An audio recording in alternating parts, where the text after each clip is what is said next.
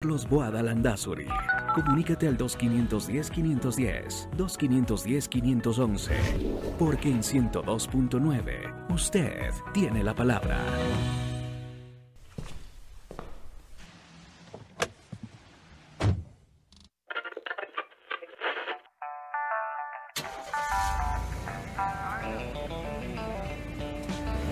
La radio se reinventa. La radio renace. Ya faltan 6 días para que la radio se reinvente. Información, diálogo y análisis con nuestros invitados. 5 de la tarde con 32 minutos. A esta hora le damos la bienvenida al general Luis Altamirano, excomandante de la Fuerza Terrestre, excomandante del Ejército Nacional, y quien gentilmente ha aceptado este diálogo para comentar algunas de las noticias en materia de seguridad que surgen en medio de la campaña electoral. Y en ese sentido, yo le quería plantear al general, tomando en cuenta una nota que publica el portal Primera Plana, que da cuenta de declaraciones emitidas esta mañana por el ministro de Defensa. El ministro de Defensa de Ecuador, Giancarlo Lofredo, se pronunció sobre las revelaciones de la cadena CNN acerca de una posible presencia de una base militar de Estados Unidos en el puerto costero de Manta, a pesar de que la reforma constitucional propuesta en ese sentido aún no ha sido aprobada en el legislativo. Lofredo se refirió a los planes gubernamentales que involucran a tropas extranjeras y a la cooperación internacional. En una entrevista en TC Televisión, al ser consultado sobre la construcción de una instalación militar en Manta, así como la ampliación del puerto para operaciones militares extranjeras, el ministro argumentó que Ecuador está abierto a todos los puntos logísticos y avanzadas que sean necesarios, y reveló que tiene acuerdos que vienen en marcha, dentro de los cuales hay diferentes infraestructuras que se requieren construir. General Altamirano, con eso arranquemos. El ministro de Defensa puede anticiparse a lo que ellos consideran una aprobación de una reforma constitucional que permite el establecimiento de bases extranjeras y empezar, como lo ha revelado el fin de semana la cadena CNN, incluso publicando los planos de esta instalación militar, adelantarse a construir algo que ahora, en este momento, mientras usted y yo estamos conversando, constitucionalmente está prohibido? Bueno, buenas tardes, muchas gracias por la invitación. Un saludo cordial a toda la audiencia. Importante manifestar de que hemos estado a una serie de anuncios, hemos estado recibiendo una serie de anuncios del presidente ya por mucho tiempo. Y en la realidad tenemos un presidente con una palabra devaluada. No sabemos realmente en qué creer. Mire, todo este proceso se inicia cuando se anuncia la presencia de fuerzas especiales. Se habla de fuerzas especiales de países aliados y la canciller tiene que salir a hacer una gira de apuro buscando esta cooperación.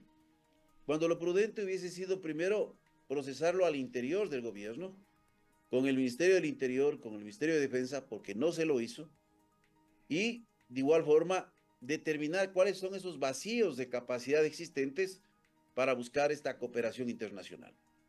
Después, buscar cuáles son los países que se pueden adherir a este requerimiento del país y determinar cuáles serían las tareas que se pretenden lograr. Porque fuerzas especiales puede significar mucho.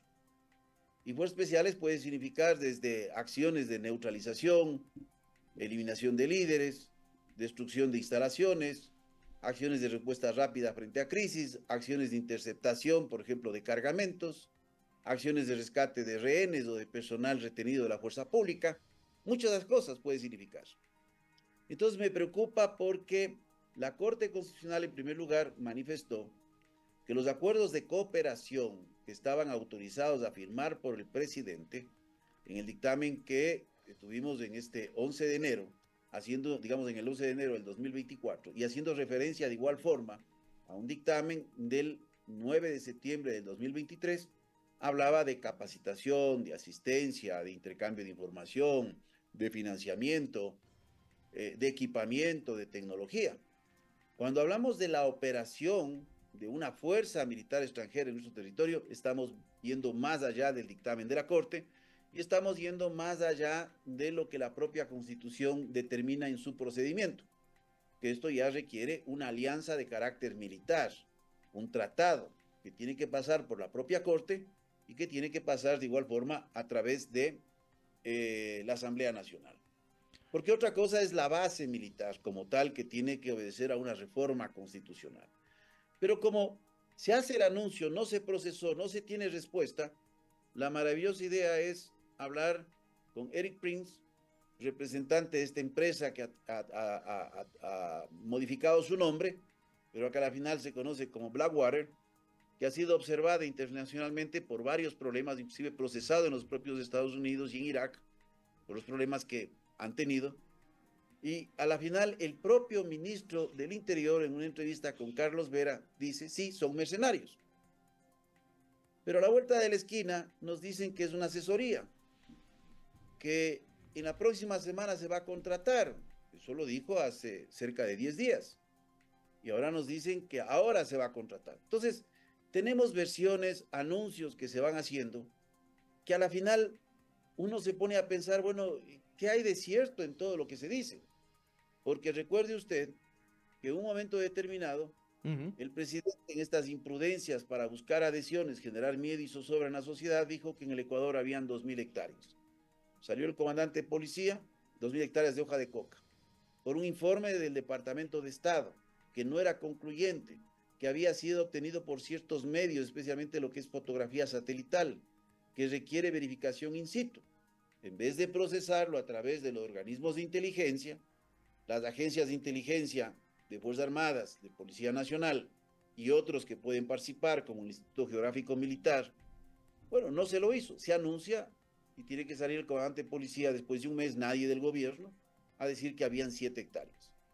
Entonces, aquí vemos claramente que se utiliza en el discurso estos elementos de seguridad ligados esencialmente al momento electoral y no a una política de seguridad que se pueda vislumbrar a largo plazo. General, Jorge Ñacato le saluda, pero ¿qué tan peligroso resulta estos anuncios por parte de un candidato presidente ahora y también por el otro lado anuncios de la otra candidata presidencial, Luisa González, de planes que si llegara al poder los aplicaría? ¿Qué tan peligroso resulta en esta coyuntura de inseguridad las propuestas de lado y lado, general? Bueno, del debate podríamos hablar y conversar largamente, pero de forma general, el presidente de la República, más allá de las promesas que puede hacer, tiene una carta de presentación de este año y meses que ha estado ejerciendo la presidencia de la República. Y la candidata Luisa González lo que tiene es una propuesta. Lógicamente, tiene toda la sombra del periodo de la Revolución Ciudadana, con aciertos y con errores, que no hay gobierno tampoco infalible. Pero el presidente de la República nos ha mostrado que primero hay una política pública que no sabemos si se puede llamar de esa forma, porque hay un adjetivo a esta palabra política, que es pública. Y el Plan Fénix se ha convertido en una estrategia de marketing. No conocemos cuáles son los objetivos, cuáles son las líneas estratégicas, cuál es la mirada global que se tiene sobre el problema. Peor, vamos a conocer metas e indicadores. Y no digo que tenga que hacerse conocer lo operacional, porque no sabemos si este plan, por ejemplo, contiene medidas exclusivamente represivas. Si esas medidas represivas se asientan exclusivamente en la violencia legítima del Estado, también se abarca el eje de justicia, el eje de rehabilitación. No sabemos si se habla de medidas preventivas, no se habla de mecanismos de reducción de consumo, no se habla de los mecanismos que se piensan alcanzar en el tiempo de cooperación internacional. Entonces vivimos de la noticia del día a día. Si llega el presidente Noboa, no tiene 100 días para evaluarlo, tiene el día siguiente. Si llega Luisa González, tendrá esa moratoria, estos 100 primeros días que se ha estilado, para organizar su estructura y hacer sus propuestas. Pero estamos hablando de un presidente en funciones. Entonces, un presidente en funciones que hemos visto de forma clara, porque nadie puede negarlo, que hay un atropello a la Constitución y al ordenamiento jurídico del país. Entonces, aquí, mire, casos tan claros como la entrega del Campo Sancha, porque aquí a nadie le parece raro, cambiemos el nombre del personaje. ¿Qué pasaba si el teléfono que se encontraba ahí era de hermano de otro presidente? Bueno, ahí sí las cosas están mal, ¿no? Ahora es una mala coincidencia. Entonces, este deseo de emplear mercenarios, más allá de lo que puede generar en Fuerzas Armadas un cuestionamiento, nos hace ver que es una política reactiva y una política que busca a través de los anuncios generar una adhesión, porque el Ecuador inclusive, y yo recordé esto en una entrevista, el Ecuador es signatario de un convenio internacional contra el reclutamiento, el financiamiento, el empleo y el entrenamiento de estos ejércitos privados. Yo le quería preguntar, porque haciendo un poquito de historia y buscando un poquito de información sobre la participación de fuerzas extranjeras, por ejemplo, aquí en Latinoamérica, la participación de estos ejércitos privados en otras partes del mundo, uno se encuentra, por ejemplo, con la experiencia de Colombia, con el denominado Plan Colombia, que se activó entre 1997 y el año 2000 en el vecino país y que tuvo consecuencias sobre nuestra frontera norte. También puedo citarle la Operación Casablanca en México, esto a partir del gobierno de Salinas, en la que se permitió la incursión de fuerzas especiales de Estados Unidos en la captura de capos del narcotráfico, y el más reciente, que data de 2022, el denominado Plan Chagas, que se operativizó en Brasil. Estos tres ejemplos que yo le he citado, general, nos arrojan una experiencia positiva, porque ese es el anhelo de las personas. Cuando nosotros nos dicen vamos a combatir el narcotráfico, uno tiene un anhelo porque de una u otra manera estamos siendo víctimas de esto. Con los tres ejemplos podemos citar de que esto es una experiencia positiva, de que arroja resultados positivos en general.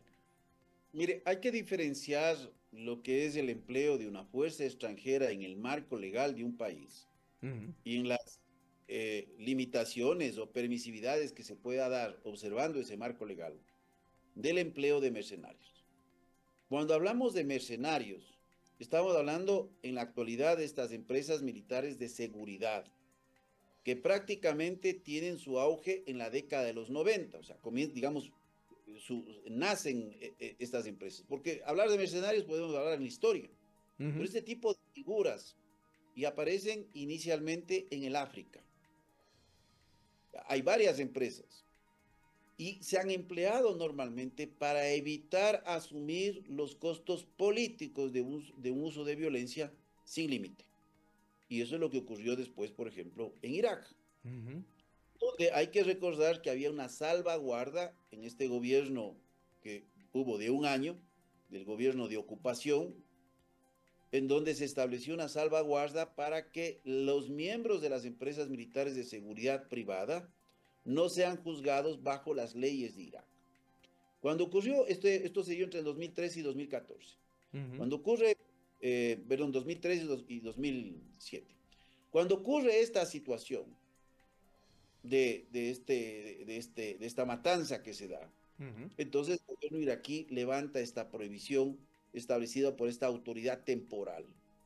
Pero lo más grave, yo no veo solo en esto de no asumir responsabilidades políticas, sino que lo más grave es que esto alienta al desarrollo de otro fenómeno, que es el paramilitarismo. Lo que le pasó a Colombia, la Colombia de Uribe. Contratar delincuentes, ¿por qué no lo va a hacer una empresa privada para salvaguardar sus bienes, la integridad física de sus trabajadores, de los propietarios, etcétera, etcétera?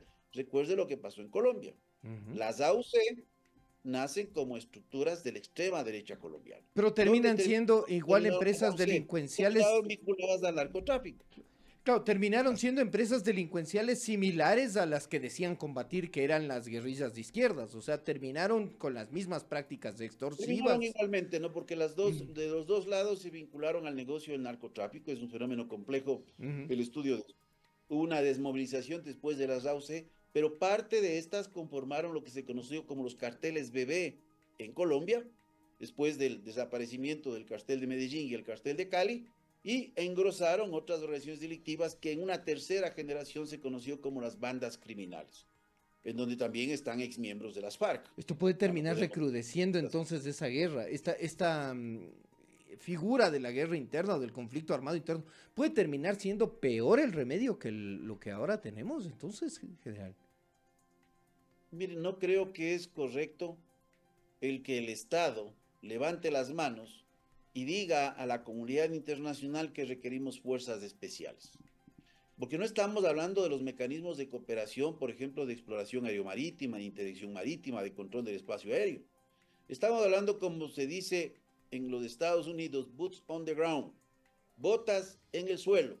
Estamos hablando de soldados. Primero, no creo que vayan a venir soldados profesionales de ningún país a operar en el Ecuador, sobre todo en la naturaleza de esta conflictividad que tenemos. Eso es ilusorio. Y le digo a una persona que ha recibido entrenamiento en Estados Unidos, durante año y medio tuve la oportunidad de estar en uno de los fuertes más grandes del ejército de los Estados Unidos. No es la política de la intervención directa en este tipo de operaciones. Y sobre todo, una presencia. Segundo, la naturaleza de bases militares que requieren ya una presencia de contingentes importantes como hay en Honduras, requiere pasar a través de la institucionalidad del país. Es decir, hay que respetar la Constitución, hay que hacer una reforma constitucional, esto no es de la noche a la mañana. Entonces, hoy ya se nos vende los planos, hoy ya se fuga esta información que yo digo, seguramente fue entregado por alguien del gobierno. Se hace noticia y nos tiene hablando de esto, pero tenemos aquí un problema del día a día. Entonces, ¿qué pasa cuando no se entregan los recursos? Mire, lastimosamente íbamos a tener un seminario en Flaxo este día jueves, iban a haber cerca de 6, 7 ponencias. Una de mis ponencias era la exposición del presupuesto de defensa y de Policía Nacional desde el año 2008 hasta el año 2024. Y ahí podemos encontrar algunas respuestas de por qué estamos en el estado de situación que estamos. Porque mire, solo para darnos cuenta, los gastos de inversión, y esto es un trabajo bien meticuloso académico que se va a publicar, el seminario fue detenido, lastimosamente, yo veo que es con orden del gobierno, porque había una serie de ponencias del análisis de las políticas del gobierno de Daniel Noboa. Y mire, ¿hay mano política sobre la academia entonces? Es que me llamó la atención, hoy me acaba de llegar el correo, y me parece a mí, vi un Twitter de la persona organizadora, en donde habla de que no hay tolerancia a este tipo de análisis. Pero no es hilar demasiado fino en estos temas coyunturales de general. No es demasiado fino, está planificado un seminario que recibe una invitación más de un mes para presentar un paper entre cerca de 8 académicos adicionales, por ejemplo, del Observatorio de Crimen Organizado del Ecuador de Renato Rivera, y otros académicos, Carla Álvarez del Instituto de Altos Estudios Nacionales. Y de repente se nos llega un correo que este seminario no se va a dar. Ahora yo le digo, a mí no me gustó el nombre del seminario, me parecía que no era el más adecuado. Pero a la final, vamos a los presupuestos. ¿Cuál fue el presupuesto promedio entre el 2008 al 2016 para gastos de inversión en la Policía Nacional? 143 millones de dólares. ¿Cuál fue el promedio en el gobierno de Moreno? 56 millones de dólares. ¿Cuál fue el promedio en el gobierno de Lazo? 22.6 millones de dólares. ¿Cuál es el promedio en el gobierno actual? Subió una recaudación importante el IVA, 97.7 millones de dólares. Entonces vemos, este análisis no es un análisis para determinar causas, sino correlaciones. Entonces, general, uno de los principales problemas entonces es la falta de inversión en la fuerza pública, policía y militares o fuerzas armadas. O sea, uno de los principales problemas del país es no tener una política articulada de largo plazo, el deterioro de las capacidades militares, fuera de las narrativas que se han dado, se dieron desde el momento que se firmó la paz. Desde que se firma la paz se abandona a las Fuerzas Armadas. En el 2008, cuando se dio el ataque de Angostura, la Fuerza Aérea tenía 2 aviones en servicio de aviones supersónicos. Nada más. Entonces, miren, las asignaciones de presupuesto, cuando ya tenemos una definición entre gasto corriente, que tienen otros nombres técnicos, pero la gente se confunde, y el gasto de inversión. Entre el 2009, que ya desapareció la Honorable Junta de Defensa Nacional, y el 2016 el gasto de inversión es de 217 millones de dólares. En el gobierno del presidente Moreno, el gasto de inversión es de 84 millones de dólares. Y hay un año que es bajísimo, que es antes mismo de la pandemia, en el 2019, que es 53 millones. En el gobierno del presidente Lasso, inclusive baja a 74 millones. Y en el gobierno actual, podemos decir que se ha incrementado, está en 109 millones. Si nosotros hacemos ya una comparación del valor del dólar en poder adquisitivo, nos vamos a dar cuenta de que las instituciones de seguridad cada vez han recibido menos, pero porque también falta una política que direccione el crecimiento organizado a las instituciones. ¿Qué pasó el año anterior? Hemos seguido con esta política de incremento de policías. Bueno, si va a incrementar policías, tengo que equipar. ¿Cuál fue el presupuesto del gasto de bienes de servicios de consumo del año anterior en policía? 60.2 millones de dólares. ¿Cuál era el presupuesto del 2023? 4.7 millones de dólares más. Es decir, el año anterior se asignó menos dinero para la operación de la policía con más efectivos de lo que se asignó en el 2023. Y eso tiene una directa correlación. Como usted decía, no hablemos de causas, hablemos de correlación. ¿Eso tiene una correlación con la crisis de inseguridad que hoy tenemos? Es un factor, porque cuando nosotros analizamos académicamente dos elementos de un test de correlación, no se identifica causalidad. Se identifica dos fenómenos que corren paralelamente y que pueden ser explicados los dos por causas similares o el uno inclusive ser causa del otro. No es el único fenómeno. El problema del Ecuador no solo ha sido el presupuesto. El problema del Ecuador ha sido el rol cambiante que ha ido teniendo el territorio ecuatoriano desde el momento que se da la presión del Plan Colombia, desde el momento que se cambia la modalidad de pago de droga con droga. Esto inicia especialmente a partir del 2014 y desde el momento de la firma de la paz. Son tres elementos decisivos. Entonces, aquí muchas veces hemos subsumido el problema a la base de Manta. Nadie puede negar que la base de Manta tuvo su incidencia. De igual forma, los primeros años la base de Manta generó menos capturas de droga que lo que existía en el pasado. Ahí podemos decir, ¿fue el efecto disuasivo o fue la naturaleza del rol que tenía el territorio ecuatoriano? Porque siempre hemos tenido capturas crecientes. Entonces yo publiqué una obra en donde ahí se puede analizar la correlación de capturas en relación al crecimiento de producción en Colombia. Hoy tenemos más capturas porque en Colombia estamos hablando de 265.000 hectáreas con semillas mejoradas que pueden proveer de 3 a 4 cosechas de hoja de coca al año. Es decir, estamos en una abundancia de oferta de droga.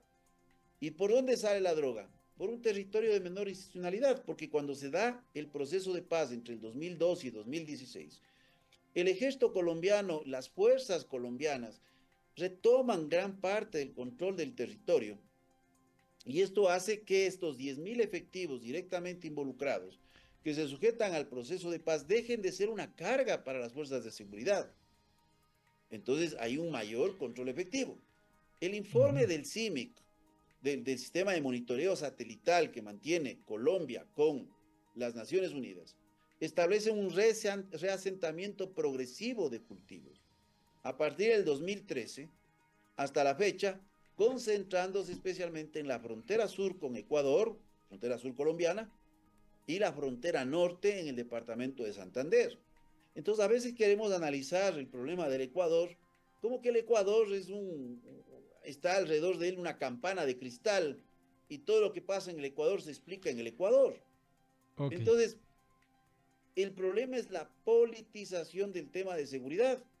Es el problema que tiene el país. Entonces, hoy que estamos frente a una excesiva politización del tema, con estos mensajes que a la final yo digo, yo no creo sinceramente, porque hasta ahora yo no veo que el Ecuador imponga el 27% de aranceles a México, pero una decisión que hubiese sido absurda, pero una decisión para mover las entrañas, ¿no?, de las personas. Y aplausos. Para la tribuna. El año anterior se perdieron 262.000 empleos. 262.000, no se creó uno solo. Entonces yo veo la propaganda, pero veo las estadísticas del propio Instituto Nacional de Estadísticas y Censos. salieron del Ecuador. Estadísticas de la Dirección Nacional de Migración. 94.800 ecuatorianos dejaron el país y no retornaron. ¿Cuál es el gran problema de las pandillas en el Ecuador? Pues hay que recordar los estudios. 1998 a 2006, 1.034.000 ecuatorianos abandonaron el país.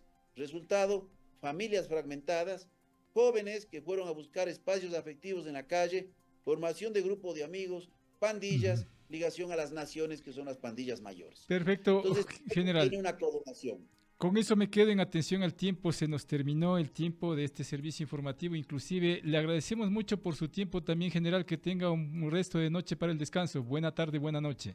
Muchas gracias, Jorge. Buena noche. Antes de que se desconecte, general, permítame trasladarle. Dice Carmita Aliaga, siempre es muy interesante escucharle al excomandante Altamirano. Un saludo, le mandan un saludo. Carmita Altamirano, general. Muchas gracias, muy amable. Gracias.